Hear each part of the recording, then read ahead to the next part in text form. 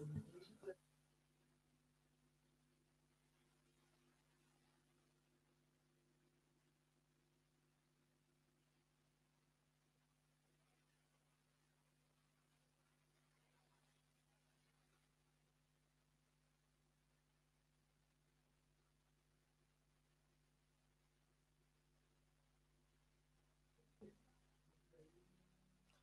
pas grave. Ça devrait.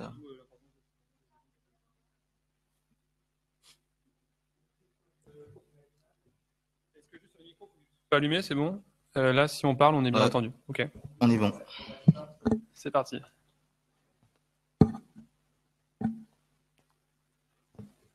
Bonjour à tous. Merci de votre présence. J'espère que vous êtes tous bien installés pour cet atelier climat. Donc, je me présente Étienne Simon, je suis adjoint en chef du bureau Crédit Export à la direction générale du Trésor. Et Franck? Oui, Franck Cambou, je suis analyste environnement, social et climat chez Bpifrance Assurance Export. Alors, mes excuses pour ces 5 petites minutes de retard, mais on commence donc sur les chapeaux de roue. La matinée touche à sa fin, c'est le dernier atelier de la journée. On va décomposer la séance en 2 parties, 30-35 minutes de présentation et 20-25 minutes de questions avant de vous laisser partir le ventre vide pour l'intervention d'Alain Griset à 13h. Donc, on vous laissera partir à 12h55. Vous aurez par ailleurs la dernière vidéo d'une entreprise à cet horaire-là. Et puis, vous pourrez aller déjeuner à 13h20 avant de reprendre pour l'après-midi. Alors, comme vous le savez, je coupe court à tout propos introductif. L'année, ça a été largement repris ce matin. Le plan climat pour les financements export a été présenté mi-octobre par le gouvernement au Parlement. L'objectif de cet atelier, c'est bien de faire la clarté sur sa mise en œuvre, ses implications pratiques pour vous, entreprises, exportatrices, banques également.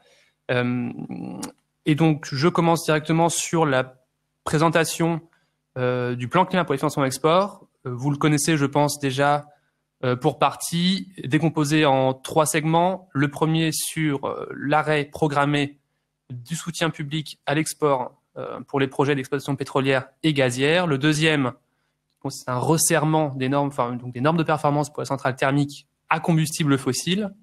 Et en troisième, ce qui va nous intéresser aujourd'hui et ce sur quoi nous passerons le plus de temps, un mécanisme incitatif pour les projets durables, également appelé du nom de bonus climatique. Alors, rapidement, sur la fin du soutien aux projets pétroliers et gaziers, c'est assez simple. Vous avez 3 dates. La première est déjà passée. Ces 3 dates sont inscrites dans la loi de finances pour 2021, donc dans la loi, dans le code des assurances. Vous avez une deuxième date de 2025 pour la fin du soutien aux projets d'exploitation de nouveaux gisements pétroliers et 2035 pour le gaz. En pratique, ce que ça veut dire pour vous, exportateurs, c'est qu'il n'y aura plus de délivrance de police d'assurance après le 1er janvier de ces dates, 2021, 2025, 2035. Évidemment, les promesses de garantie qui auront pu être délivrées avant ces dates butoirs ne pourront plus être renouvelées, ne pourront pas courir d'ailleurs au-delà de ces dates. Vous avez ici une slide, une diapositive, qui présente un peu 3 cas où vous verriez un peu comment ça s'articule, mais je ne ferai que répéter ce que je viens de vous dire. Vous avez le premier cas qui est celui où toute l'instruction est bouclée, demande de garantie auprès de Bpifrance Assurance Export, promesse de garantie émise soit en délégation avec Bpifrance Assurance Export, soit après passage en commission des garanties et accord du ministre pour émettre la promesse, le cas échéant, la levée des réserves éventuelles, notamment environnementales, puis l'émission de la police d'assurance de plein droit, qui rend donc le soutien possible et effectif de l'État. Dans les autres cas où l'instruction en fait ne serait pas complètement finie, au 1er juillet 2025, dans le cas d'un projet pétrolier 2035 pour le gaz, le soutien n'est plus possible. Deuxième axe de travail sur le plan climat pour les financements export, qui est le soutien au projet de centrale thermique. Je vais être extrêmement court, puisque ça va concerner assez peu de projets, avec quelque chose qui va être très spécifique, très ad hoc, très cas par cas. Donc, je vais juste exposer ici les principes qui sont que si la centrale thermique à combustible fossile qui nous est présentée pour soutien vient dégrader le mix, l'intensité carbone du mix électrique du pays, il y aura une opposition de principe sur le soutien. À l'inverse, si elle vient l'améliorer de façon assez significative, il y aura un accord de principe. Je ne m'attarde pas là-dessus. L'instruction sera un petit peu renforcée avec, en tout cas, les bases de données AIE-GIEC qu'on utilisera pour la détermination de l'intensité carbone du mix du pays. Et puis une saisine forcément du SER qui viendra un peu compléter et donner des éléments qualitatifs sur la politique énergétique du pays, sur le fait que le pays récipiendaire remplisse ou non ses objectifs environnementaux et les engagements qu'il a pris au niveau international. Troisième point, donc là je vous ai parlé de choses finalement restrictives, ou en tout cas du resserrement dans le cas de centrales thermiques. Il y a un troisième volet qui est le volet incitatif, que le gouvernement assume pleinement, dans l'idée de dire que les projets durables, les entreprises qui veulent se convertir à des activités bas carbone, compatibles avec nos ambitions climatiques, doivent être soutenues et davantage, par ailleurs, que les autres projets. Ça, c'est donc ce volet de bonus climatique qu'on va vous décomposer et qu'on va prendre le plus de temps, enfin autant de temps que possible à vous présenter dans sa mise en œuvre très pratique. En 3 parties. Donc, quelle est la bonification qui va être accordée? 2, quel projet, quelles activités économiques vont y être éligibles et comment on va le déterminer? Et 3, quelle va être l'instruction, tant pour les financements directs que pour l'assurance export, va être mise en œuvre. Rapidement, pareil, sur la bonification en tant que telle, je vais essayer d'aller assez rapidement. C'est quelque chose qui a été déjà assez largement discuté et on pourra y revenir si vous avez des questions dessus. Pour les financements directs du Trésor, donc le FASEP voit son enveloppe doublée pour les projets verts, un renforcement aussi du FASEP études pour l'amont, donc les grands projets d'infrastructure. Sur le prêt du Trésor, une double logique d'accroissement de l'enveloppe de 400 millions d'euros, Vincent Marinet l'a présenté tout à l'heure, et également un abaissement du seuil de part française, à la fois pour les prêts concessionnels, qui vient passer de 70 à 60%, et pour les prêts directs, où on passe de 50 à 35% de part française pour être éligible à l'octroi de ces soutiens financiers de la Direction générale du Trésor. Côté assurance export, et je m'attarde sur l'assurance crédit, vous avez 3 mesures. Je vais détailler la première puisque c'est, je pense, celle qui va avoir le plus d'effet pour les entreprises. C'est que le seuil maximal de quotité financée, qui était jusqu'à maintenant établi à 2 fois la part française, pour les projets portés par des grands comptes, pour les grands projets et pour les financements de projets ou enfin financement avec un recours limité, est porté à 85%. Donc les maxima permis par l'OCDE, donc 85% de la valeur exportée du contrat, alors qu'on se limitait autrefois à 1,5, 2 fois la part française. Et ça vaut également pour la part locale, puisqu'elle était financée à hauteur de 30%, 30% de la valeur exportée du contrat, parfois limitée par cette part française. Aujourd'hui, c'est le maxima OCDE qui s'applique pour les projets durables. Je précise, cela étant, que l'éligibilité à l'assurance crédit reste déterminée par l'atteinte d'un minimum de part française de 20%. Et donc les 2 autres mécanismes qui sont, le deuxième qui est davantage porté vers les PME, les ETI et les petits projets qu'on soutient assez peu historiquement, notamment sur les financements à recours limité, où on va pouvoir maintenant soutenir des projets avec des montants qui sont inférieurs à 50 millions d'euros en montant de financement levé. Et également l'abandon de l'avance sur prime facturée au titre des frais d'instruction, qui permettent aussi de faciliter ou peut-être de libérer davantage les PME ETI qui verraient ces frais d'études comme un peu un frein parfois avant de déposer une DAC et de commencer une instruction. Troisième volet, je ne m'attarde pas non plus dessus, qui en fait est très spécifique au secteur naval. Donc vous pourrez aussi venir nous voir si vous avez si vous opérez sur ce secteur-là, avec l'octroi d'un taux stabilisé bonifié de façon très cas par cas pour compenser pour partie, et j'insiste sur le pour partie, les coûts d'abattement des technologies plus vertueuses pour le secteur naval. Sur l'éligibilité, je vais passer la parole à Franck. Je veux simplement dire un mot que l'éligibilité au bonus climatique va se juger à l'aune d'un référentiel qui est encore en construction, mais qui est reconnu au niveau européen, qui a déjà valeur réglementaire, et c'est dont c'est un des principaux avantages, qu'elle s'appliquera avec des exigences de reporting extra-financier aux institutions financières et également aux grandes entreprises qui sont déjà soumises à la NFA, donc la directive sur le reporting extra-financier. Et donc, il y a un intérêt commun, je pense, tous ensemble à travailler autour de ce référentiel. Franck, si tu veux le présenter. Merci Étienne. Donc, en effet, comme l'a dit Étienne, le système métrique qui a été choisi pour déterminer l'éligibilité de votre projet au bonus climatique est la taxonomie européenne. Donc, en fait, la taxonomie, c'est un cadre d'analyse qui a été établi et qui, va chercher dans les différents secteurs d'activité qui sont critiques pour le sujet climatique, des critères d'éligibilité, donc des critères techniques qui permettent, sur la base de calculs qui sont effectués, d'évaluer ou de qualifier la durabilité d'un projet.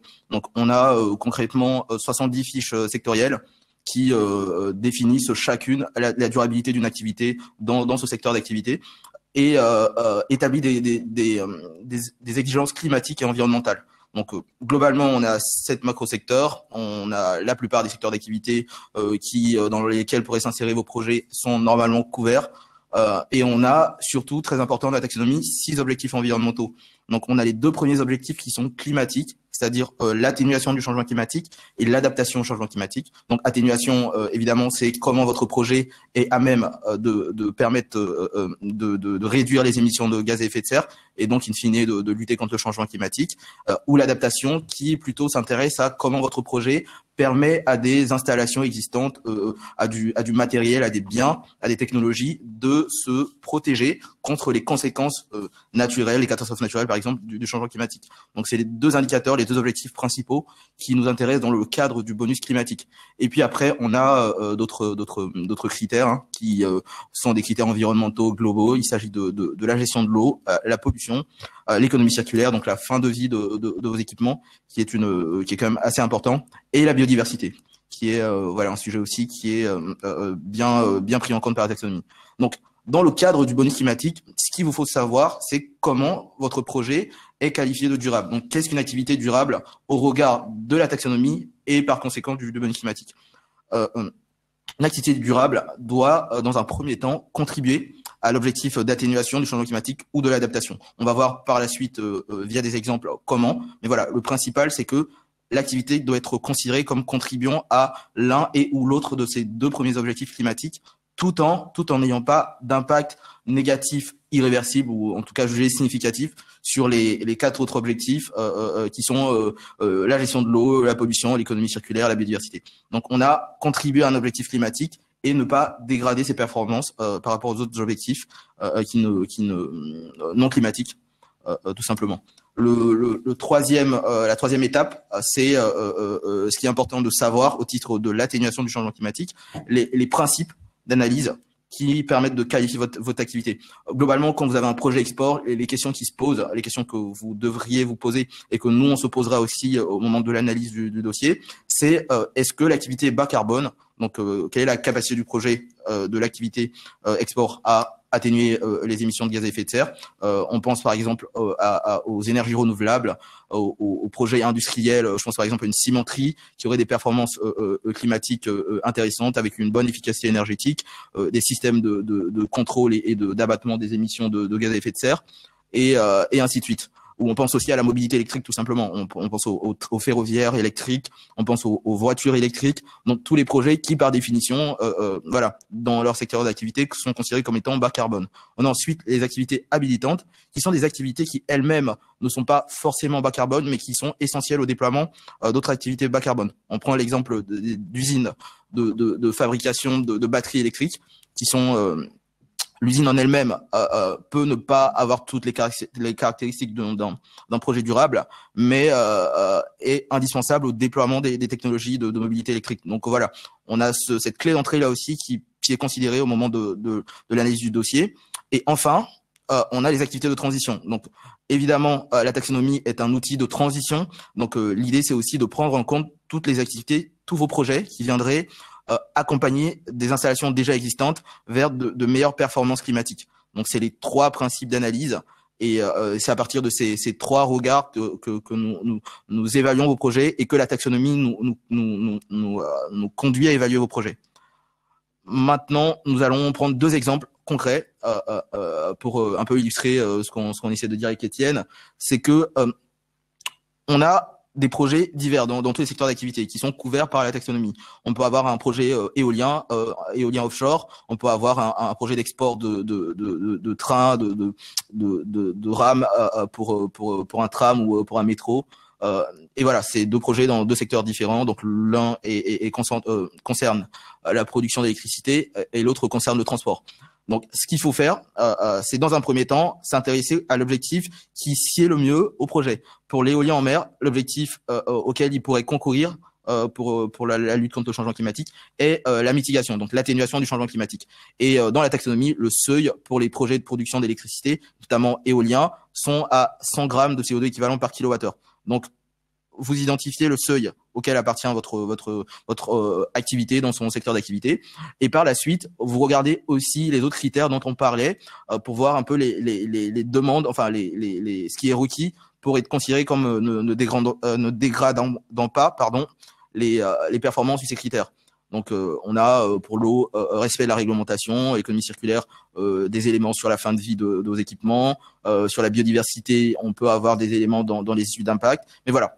l'essentiel, c'est d'abord le changement climatique. Est-ce que je suis en dessous ou en dessus du seuil qui est établi par la taxonomie? Et après, est-ce que je ne dégrade pas mes autres indicateurs? De même, pour le matériel roulant ferroviaire, on a dans la taxonomie un critère qui n'est pas quantitatif comme c'est le cas dans l'éolien, mais qui est assez clair en fait, qui considère que tous les trains électriques qui donc n'ont pas de moteur thermique et donc pas d'émissions directes sont éligibles. Donc si vous avez un projet de métro, de train électrique, a priori, nous considérons qu'il contribue à l'atténuation du changement climatique. Mais nous vous demanderons aussi de montrer qu'il n'a pas d'autres impacts irréversibles en ce qui concerne l'eau, l'économie circulaire, la pollution et la biodiversité. Donc c'est le principe comme ça, enfin c'est les indicateurs, c'est les informations clés qu'il faut avoir au moment du dépôt d'une éventuelle demande de bonus climatique. Et plus globalement, c'est comme ça que la taxonomie approche les dossiers pour qualifier leur durabilité. Merci Franck, je vais passer rapidement dans ce cas-là, rapidement sur dans une transition rapide à l'instruction, la façon dont on va instruire nous avec vous ces projets qui vont demander un bonus climatique. Là, il y a vraiment trois choses qu'il faut avoir en tête, et la façon dont on a nous voulu construire tout ça, c'est que le processus soit calqué sur l'existant, donc qui est l'instruction classique, et finalement qu'on réplique cette instruction sans qu'il y ait de doublons. Deux, donc c'est pas de doublons, pas d'étapes supplémentaires, donc la même procédure qu'habituellement. Et trois, c'est, je dirais de façon un peu corollaire, pas de délai supplémentaire dans l'instruction de vos demandes, notamment d'assurance crédit ou de financement direct. Ça, c'est le principe. C'est vrai pour les financements directs, c'est vrai pour l'assurance export. En ce qui concerne les financements directs, l'instruction, donc comme d'habitude, en 2 temps. Un premier passage en comité qui est en quelque sorte la prise en considération du projet par le comité, avec comme demande principale et en tout cas nécessaire la contribution substantielle du projet à l'objectif soit de mitigation, atténuation ou d'adaptation au changement climatique. C'est la première chose. Comme l'a dit Franck, les autres critères environnementaux, en tout cas le respect ou l'absence d'impact significatif sur les autres objectifs environnementaux, pourra venir plus tard. Et le second passage en comité, qui est le passage qui vaut ensuite décision sur l'octroi ou non d'un financement pour le projet. Là, vous aurez un peu plus de documentation à faire valoir, avec certes la justification sur le respect de la contribution à l'objectif climatique, qui sont 2 objectifs climatiques, et également la justification de façon à ce que nous soyons confortables sur le fait qu'il n'y ait pas de préjudice significatif qui soit apporté ou causé aux autres objectifs environnementaux. Sans plus tarder, je passe à la partie assurance export que Franck va vous détailler. Là encore, l'idée, elle est la même. C'est que l'instruction de l'octroi du bonus climatique s'insère complètement dans l'instruction classique d'une demande d'assurance crédit ou d'un projet. Et ça commence d'ailleurs avant même la demande d'assurance crédit, avec un soutien en amont qu'on peut vous apporter via l'aide de soutien. Tout à fait. Merci Étienne. C'est exactement ça. En fait, le message, c'est que même avant la demande d'assurance crédit, voilà, il y a la possibilité de toute façon d'avoir des lettres de soutien de BPI France Assurance Export, et notamment d'avoir la précision d'une possibilité de vous soutenir aux conditions du bonus climatique. Donc, c'est pour ça que nous vous encourageons à prendre attache avec le chargé d'affaires qui sera en charge de l'instruction classique de votre dossier. Qui justement en lui précisant des informations qui sont clés, qui sont l'objet du projet et l'identité de l'exportateur, donc l'identité de vous en tant qu'entreprise exportatrice, et ce sont des informations déjà qui peuvent être analysées dans une première étape et nous permettre de déjà indiquer du fait que vous appartenez à un secteur qui est compris dans la taxonomie et qui potentiellement pour être éligible, nous pouvons mentionner dans la lettre de soutien la possibilité de bénéficier des conditions financières favorables du bonus climatique. Donc première étape, avant la demande d'assurance crédit, se rapprocher du chargé d'affaires, l'indiquer votre intérêt pour le bonus climatique et fournir le minimum d'informations. Une fois que la demande d'assurance crédit est faite, nous en fait ce qui va matérialiser la demande de bonus climatique est le fait de remplir de manière complète l'annexe bonus climatique que nous avons préparé à cet effet, et aussi de l'accompagner d'une note argumentée. Donc l'annexe bonus climatique, vous allez voir, c'est un document qui a 4 questions qui prend franchement pas beaucoup de temps à remplir, et qui nous permettent de savoir à quel titre vous demandez le bonus climatique et comment, sous quel angle nous devrons l'analyser. Donc la première information, c'est le secteur d'activité du projet. Donc on insiste, c'est le secteur d'activité du projet et pas celui de votre entreprise. La deuxième question, c'est comment votre projet contribuerait-il à l'atténuation du changement climatique, parce qu'il est plus efficace énergétiquement, parce qu'il émet moins de CO2, parce que vous êtes dans une activité par principe durable, d'énergie renouvelable, ou voilà, parce que vous avez de bonnes performances climatiques, ou si vous demandez le bonus climatique au titre de l'adaptation, c'est comment votre projet, parce que c'est un projet d'infrastructure qui permet de protéger d'inondations ou de catastrophes naturelles, contribue à l'adaptation au changement climatique. Et enfin, nous vous demanderons de rentrer un peu plus dans le vif, c'est-à-dire de vous accaparer la taxonomie et de regarder les critères qui correspondent à l'activité au secteur d'activité de votre projet et de nous indiquer un peu les valeurs que vous avez. Donc l'intensité carbone par gramme de CO2, par kilowattheure pour l'énergie, par produit, par tonne d'acier pour l'aciérie, par tonne de ciment, par tonne d'aluminium, ainsi de suite, ou par passager kilomètre pour le transport. Donc voilà, c'est des indicateurs qui sont clairement définis dans la taxonomie. Et nous vous demandons surtout, très important, d'accompagner l'annexe d'une note argumentée qui contient à minima les hypothèses de calcul, très importantes, et aussi tout autre élément contextuel qui permettrait de soutenir justement l'intérêt climatique de votre projet. Voilà, tout ce que vous avez envie de dire pour démontrer et argumenter l'intérêt climatique de votre projet, vous pourrez le mettre dans l'annexe. Par la suite, une fois qu'on reçoit ces documents bien complétés avec le minimum d'informations qui sont requises, nous l'analysons, nous les comparons aux seuils de performance qui sont indiqués dans la taxonomie et nous émettons un avis d'éligibilité. Donc une fois qu'on a un confort sur la performance climatique du projet, donc une fois qu'on a le maximum d'informations, même s'il y en a qui pourraient manquer, mais en tout cas voilà, l'essentiel, une fois qu'on l'a et une fois qu'on est assez certain de l'intérêt climatique de notre projet, nous émettons un avis d'éligibilité à l'attention de la direction générale du Trésor qui se charge de faire une orientation.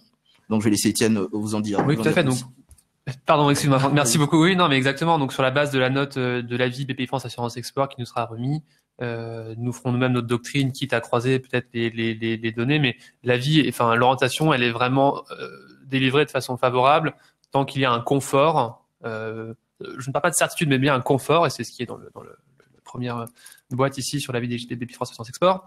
Un confort, je disais donc, sur la performance climatique du projet. Donc, dans certains cas, on n'aura d'ailleurs pas besoin de beaucoup de détails, puisque certains projets seront par principe éligibles. Pour d'autres, on aura besoin d'avoir un peu plus d'informations, mais ce sera aussi du cas par cas, et parlons-en en tout cas en fonction des projets que vous pourrez être amenés à voir. Une fois cette orientation donc émise, si elle est favorable, on peut envisager, ce qui est normal dans la suite de l'instruction, un passage en commission des garanties ou une prise en délégation par BPI France Assurance Export. Cette prise de décision qui conduit ensuite à l'émission d'une promesse de garantie doit, je le répète, se faire sur la base minimale du confort qu'on aurait sur le critère climatique. Avec, là encore les autres objectifs environnementaux qui viennent un petit peu en rang 2, c'est-à-dire qu'on pourrait envisager de délivrer délivrer une promesse de garantie sans avoir l'entière clarté, on le verra tout à l'heure dans un exemple, sur les autres objectifs environnementaux, sur leur respect en tout cas. Et donc il y a la possibilité, lorsqu'on émettra une promesse de garantie avec des termes et conditions financières bonifiés, dans ce cas d'avoir éventuellement une réserve environnementale et sociale, mais environnementale, si toute la lumière n'a pas été faite sur le respect de la taxonomie européenne. Mais en fait, c'est aussi ce qu'on veut vous montrer, ce qu'on veut vous dire aujourd'hui, c'est que c'est quelque chose qui est déjà bien intégré dans, et Franck pourra le redire, dans les mœurs en matière d'instruction des projets, lorsque vous avez des réserves légères ou fortes qui sont mises adossées à une promesse de garantie, lorsque tout le plan, par exemple, de mitigation des impacts environnementaux n'a pas été préparé, n'a pas été forcément remis à l'ensemble des prêteurs. Je m'arrête là, les réserves sont ensuite levées afin de pouvoir mettre la police. C'est très classique. Peut-être dans ce cas-là, on va passer à un exemple. Avant ça, je veux juste vous dire quelque chose, c'est que on vous présente ici une instruction, mais il y a aussi beaucoup de choses qui vont se faire hors instruction, hors projet spécifique, et venez aussi, rapprochez-vous de BPI France Assurance Export, de votre chargé d'affaires habituel, de nous à la direction générale du Trésor, pour si vous avez, je ne sais pas, qui une opportunité commerciale mais encore imprécise, qui si vous voulez évaluer un petit peu la pertinence de votre gamme de produits à l'aune de ces taxonomies, si vous voulez un peu vous former ou mieux comprendre les enjeux, notamment, je pense, si vous êtes une entreprise, une petite entreprise ou une entreprise de taille moyenne, vous aurez moins de liens avec ces taxonomies européennes qu'un grand compte ou qu'une grande entreprise pourra l'avoir au regard des exigences réglementaires qui vont s'imposer à ces entreprises. Donc il y a tout ce qu'on peut faire aussi un peu en arrière-plan ou en tout cas hors scène d'un projet, et rapprochez-vous vraiment de nous pour ça. Franck, je te laisse, excuse-moi, je continue avec un exemple de projet un peu particulier qui vous renseignera un petit peu sur la façon dont nous on voit aussi les choses. Tout à fait. En fait, c'est exactement ce que disait Étienne, c'est que voilà, on essaye quand même d'insérer le processus d'instruction du bonus climatique dans le processus d'instruction existant, sans rallonger un quelconque délai. Et voilà. Donc c'est pour ça que on pense que c'est quand même un outil et un mode de travail qui est assez en fait fluide et simple. Et il faut juste bien préparer son dossier et bien respecter les informations qui sont demandées. Donc du côté de l'exportateur, là on prend un exemple, un barrage hydroélectrique. Du côté de l'exportateur, les principales étapes sont les suivantes. La première, c'est d'identifier le secteur d'activité du projet. Donc un barrage hydroélectrique, on est dans production d'électricité à partir d'énergie hydraulique, avec un code NAS qui est associé. La deuxième étape, c'est de définir l'objectif au titre duquel vous demandez le bonus climatique. Donc, si vous le demandez au titre de l'atténuation, vous le définissez, vous demandez le bonus climatique au titre de l'atténuation. Donc, vous cherchez les informations sous cet angle-là de votre secteur d'activité et de l'objectif pour lequel vous demandez le bonus climatique. Troisième étape, c'est au regard de ce secteur d'activité et de cet objectif, vous identifiez le critère qui est clé à la qualification de durable de votre projet. Donc l'intensité carbone, critère important dans ce cas-là. La quatrième étape, c'est que vous évaluez la performance de votre projet. Donc vous savez que c'est l'intensité carbone qui est la métrique désignée par taxonomie. Vous évaluez votre intensité carbone et dans ce cas-là, on est à 25 grammes de CO2 équivalent par kilowattheure pour un barrage hydroélectrique. Voilà, des valeurs assez classiques. Et la dernière étape, c'est de remplir l'annexe avec ces informations et de rédiger la note argumentée avec ce minimum d'informations qui a été détaillé juste avant. Et nous, notre côté, une fois qu'on reçoit ces éléments, on vérifie la complétude des informations, donc l'annexe bien remplie, la note argumentée, voilà, avec un minimum d'informations qui sera renseigné, pardon. Et en deuxième étape, nous comparons vos performances au seuil de performance de la taxonomie. Donc souvent c'est quelque chose d'assez binaire en fait. On voit que 25 grammes de CO2 équivalent par kilowattheure est inférieur au seuil de 100 grammes. Donc par principe, votre projet est éligible et nous émettons un avis favorable à l'éligibilité. Je vais laisser Étienne vous parler la suite une fois que nous avons émis l'avis d'éligibilité qui maintenant concerne plutôt l'éligibilité. Une fois cet avis remis, on envisage donc le passage en commission des garanties. Il faut avoir en tête que là, on est sur un projet un peu particulier puisqu'un barrage a des impacts environnementaux qui peuvent être extrêmement importants sur la biodiversité, sur la ressource en eau. Enfin, je pense qu'on visualise tout ça de façon très évidente. Dans ce cas-là, on aura une position de principe climatique. Le barrage, l'hydroélectricité est une solution pertinente d'un point de vue climatique. Donc là, il n'y a pas de difficulté, c'est un avis favorable. En revanche, sur l'analyse des autres objectifs environnementaux, il peut y avoir des choses à voir et à redire. Donc là, on prend un exemple, encore une fois, l'exemple vous est imposé. On considère que sur l'eau, la pollution, les plans de gestion du bassin fluvial sont aux normes et nous conviennent et respectent les meilleurs standards en vigueur et la taxonomie européenne. Enfin voilà, il n'y a pas de difficulté là-dessus. Et ensuite, le deuxième point qui va être sur le quatrième point sur la biodiversité. On peut imaginer que l'étude n'ait pas encore été remise au prêteur, la documentation n'est pas finalisée, le plan de mitigation des impacts n'est pas finalisé. C'est très classique, ça nous arrive, je pense, très régulièrement, Franck pourra le dire. Et dans ce cas-là, finalement, on va devoir, nous, avoir une réserve dans la promesse de garantie. Mais en fait, cette réserve, elle va pas être uniquement liée au bonus climatique. Elle va être liée à l'octroi simplement de la garantie. Donc c'est quelque chose de beaucoup plus global et ça en fait c'est soit la garantie sera octroyée, soit les termes bonifiés, soit elle ne sera pas octroyée et donc vous avez ensuite dans un second temps, une fois la promesse de garantie émise avec sa réserve, la réception de la documentation. En fait de toute façon c'est un document qui doit être dans la documentation financière, donc il est nécessaire au bouclage financier de l'opération et puis ensuite la levée de la réserve et l'émission de la police. Mais c'est finalement assez classique. On va s'arrêter là. Peut-être un mot de conclusion.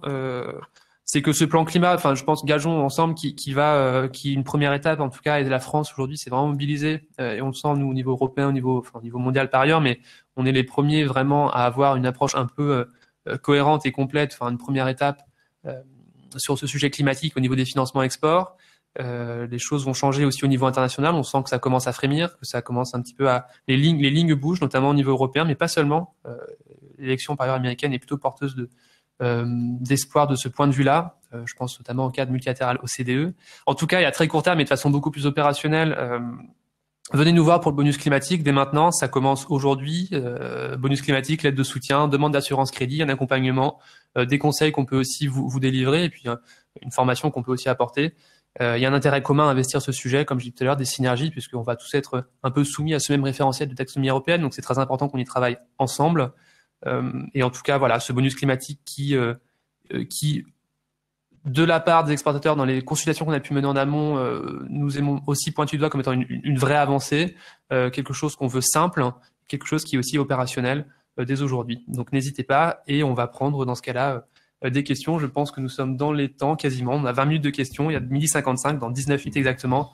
Nous vous libérerons pour assister à l'intervention du ministre Alain Griset. Alors, les questions, je vais regarder du coup sur la plateforme, on peut regarder ensemble. Franck. Ah oui, on les voit, pardon, directement à l'écran. C'est parfait, c'est plus simple. On va commencer, on va remonter progressivement. Suppression du plancher sur les financements de projets à l'international à l'aune du bonus climatique. Alors, je comprends peut-être mal la question, mais l'idée c'est bien que le plancher en fait soit revu. Le plancher en termes de part française soit revu dans le cadre du bonus climatique, où on passe à 85% de quotité financée plus la part locale. Mais il n'y a pas plus de difficultés que ça là-dessus. Peut-être partir du haut pour pas avoir de questions. Alors je vois que la question d'Arnaud Ibanez qui est épinglée en haut.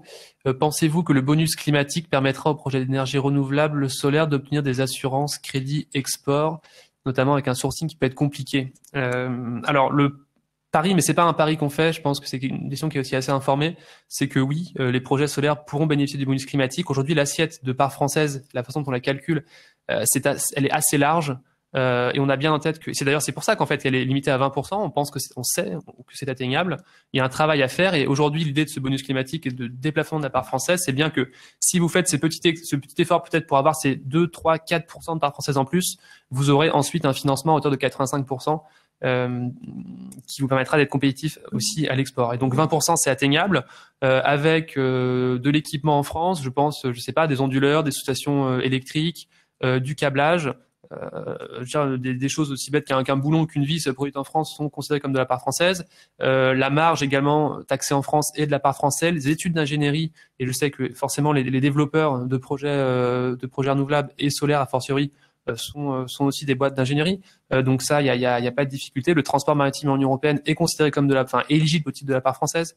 Les 20% sont vraiment atteignables. Et je vous invite aujourd'hui à faire aussi ce calcul chez vous, à voir dans quelle mesure vous pouvez un peu tirer sur cette part française pour être éligible à une assurance crédit. On est aussi à votre disposition pour discuter des modalités de calcul et puis voir ce qu'on peut faire ensemble.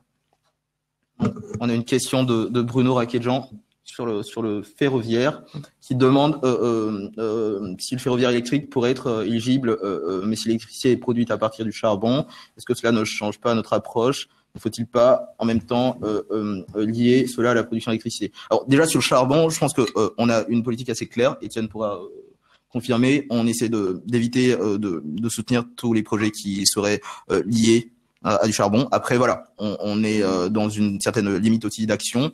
Si on a un projet de train électrique, nous considérons que par définition, il se substitue à des modes de transport plus carbonés.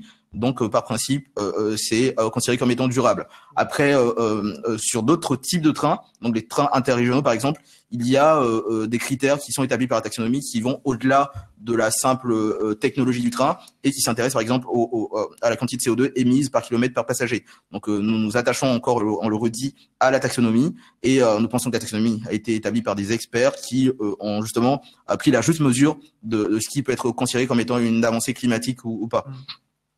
Et ça, peut-être là-dessus, pour compléter Bruno, je pense que je comprends aussi le sens de la question, c'est-à-dire dans quelle mesure est-ce qu'on est cohérent, nous, à soutenir un train qu'on vend comme étant sans émission directe, alors qu'en réalité, il est extrêmement carboné parce que l'électricité est une électricité produite à partir de charbon.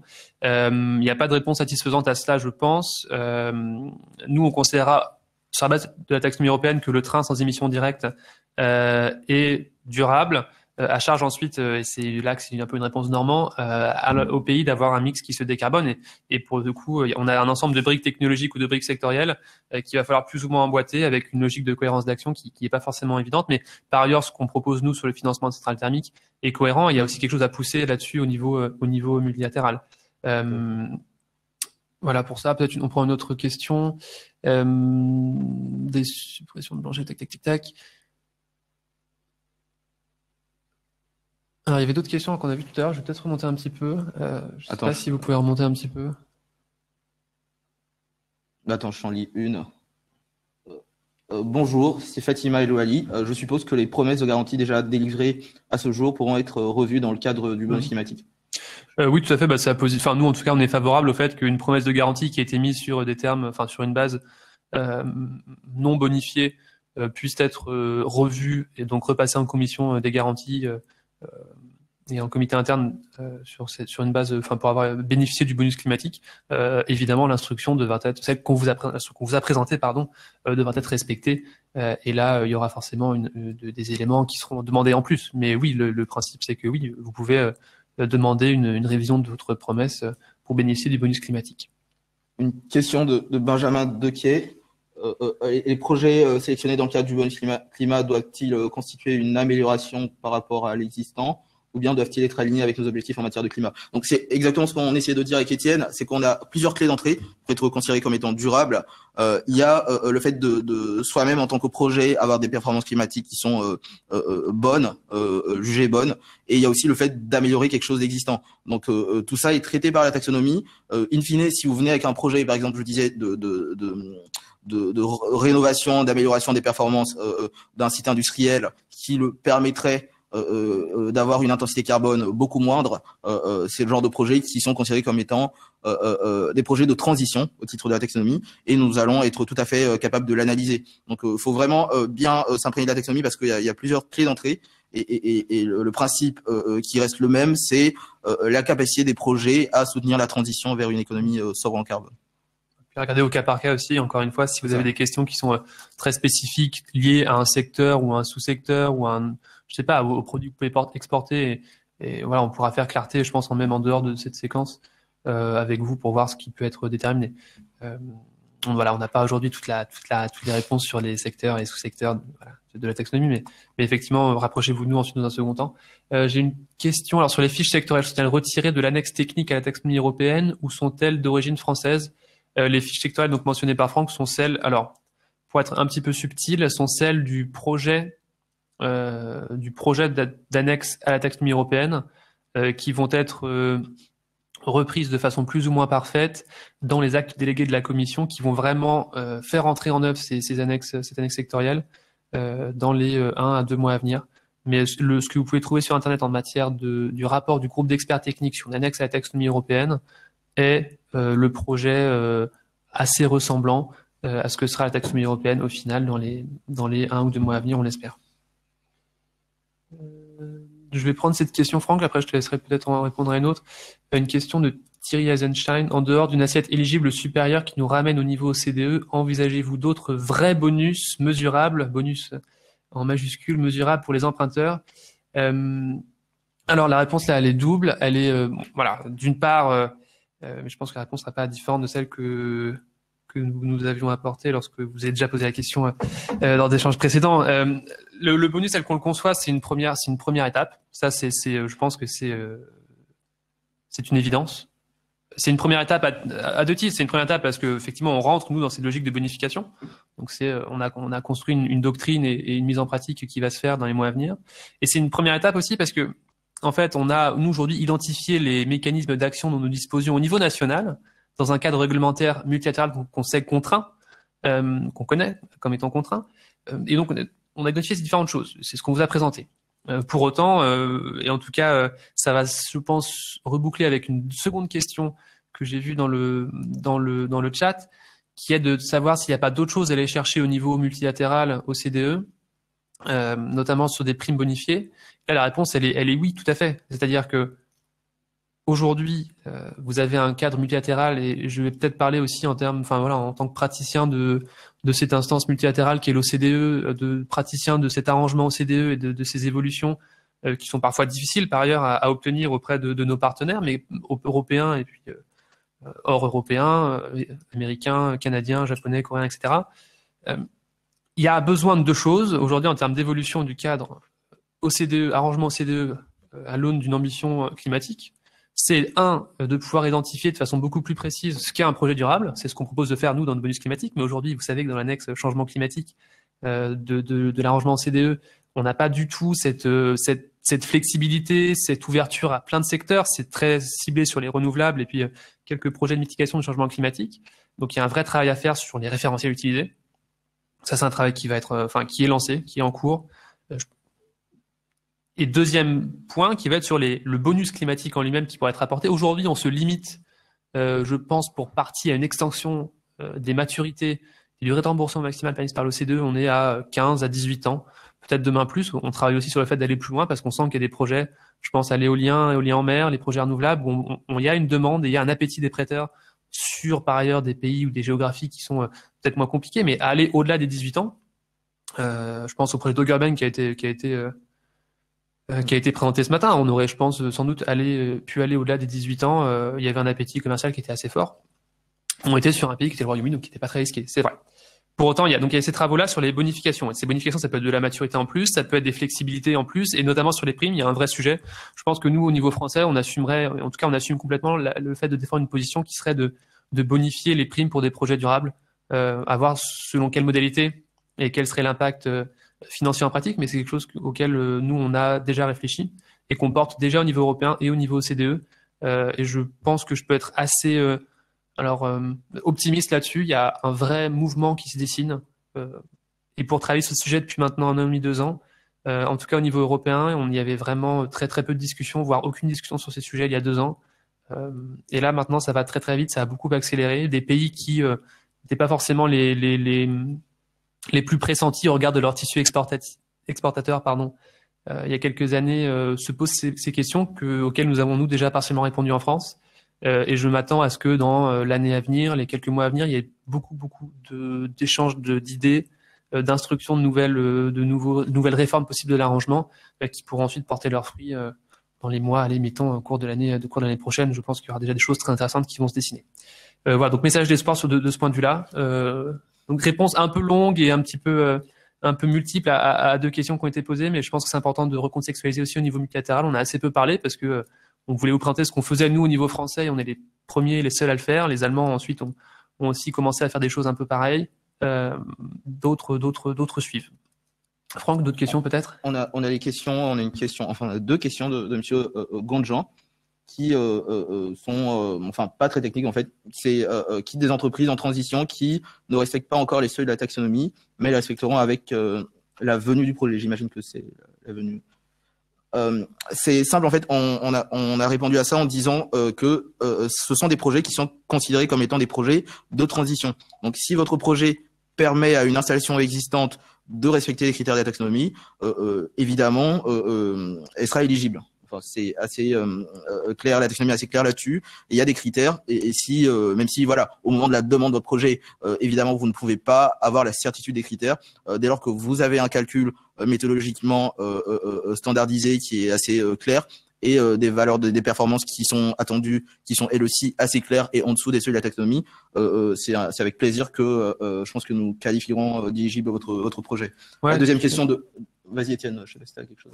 Je voulais éventuellement rajouter qu'effectivement nous on est dans une logique qui va être incitative, donc on va pas vouloir entre guillemets ensuite si les seuils sont pas complètement respectés ou si on a être dans du punitif. Donc on prend aussi nous un risque, et en octroyant ce bonus climatique sur la base d'informations que vous nous transmettez, ce sera essentiellement une base déclarative, comme la taxonomie européenne et sa réglementation de reporting le sera.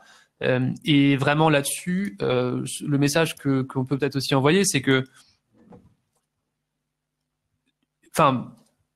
il y a vraiment un effort qui est fait de notre part, un risque qui est pris de notre part et qu'on assume. Mais voilà, si on viendra octroyer un bonus climatique quand on aura un certain confort, mais confort ne sera pas forcément certitude absolue à chaque étape de l'instruction. Voilà, il faut aussi que vous ayez en tête que nous, on est vraiment dans une logique d'être flexible et de vraiment vous accompagner sur ces projets-là et de vous accompagner sur les projets, mais aussi sur l'instruction en amont pour voir projet par projet, secteur par secteur, parce que là, il y a une question qui est assez générique sur la activité en transition. La réponse, elle peut être aussi de mon côté un peu imprécise. Il faudra vraiment voir finalement au sein de quel secteur cette activité de transition s'inscrive-t-elle et puis voir ce qu'on peut faire aussi au cas par cas. Exactement. Même question, enfin, on a encore d'autres questions de ce type. Une question sur les secteurs aéronautique et naval non couverts par la taxonomie. Donc, Étienne pourra le confirmer. On travaille déjà à définir ensemble des critères d'éligibilité en attendant que ces secteurs soient traités par la taxonomie, parce que in fine, nous, ce qu'on voudra, c'est avoir un langage commun qui sera la taxonomie. Mais en attendant, voilà, nous réfléchissons déjà avec des entreprises du secteur à trouver les bonnes métriques, les bons indicateurs et les bons niveaux pour qualifier des projets dans le secteur naval ou aéronautique de durables, et donc de leur permettre de bénéficier des conditions financières préférentielles qui ont été présentées juste avant. Ouais, tout à fait. Réponse très claire, j'ai rien à rapporter. Du coup, je me penche sur la tablette pour voir un peu quelles autres questions on pouvait avoir. Une question sur le nucléaire. Ouais. Ah, mais très bien. Quid du projet secteur nucléaire? Alors, réponse du représentant de l'État français, le nucléaire est une technologie qui est effectivement décarbonée, qui donc remplit pleinement et plus que toute autre technologie le critère de mitigation du changement climatique. La question ensuite se pose, et en tout cas au niveau européen, sur le respect des autres objectifs environnementaux. Et là, je pense notamment à la pollution et à la gestion des déchets. La façon dont ça va être traité dans la taxonomie européenne, ça va être, les discussions sont encore en cours, donc il y aura un rapport séparé d'un groupe d'experts techniques ad hoc qui va être mis courant 2021 pour savoir dans quelles conditions ces objectifs environnementaux, notamment de pollution, peuvent être respectés. Et donc, en tout cas, ce que défend le gouvernement français dans ces négociations, qui sont aussi des négociations à Bruxelles, c'est une éligibilité du nucléaire à la taxonomie européenne, compte tenu d'un plan de gestion des déchets qui soit aux meilleures forcément normes en vigueur. Et la clarté sera faite sur ce secteur au cours de l'année 2021. De notre côté, nous sommes plein mobilisés pour que le nucléaire puisse être inscrit au titre de la taxonomie et éligible au titre de la taxonomie. Et ça, c'est pas uniquement important pour les financements export, c'est surtout important pour que des projets nucléaires, pour que les banques qui vont financer des projets nucléaires puissent aussi faire, compter ce financement dans leur encours entre guillemets vert ou durable. Les banques et les entreprises qui vont ensuite être actives sur ce secteur-là. Donc c'est un enjeu qui est très important pour la filière et qui est en tout cas pleinement pris à bras-le-corps au niveau des services. On a encore une dernière question, je pense.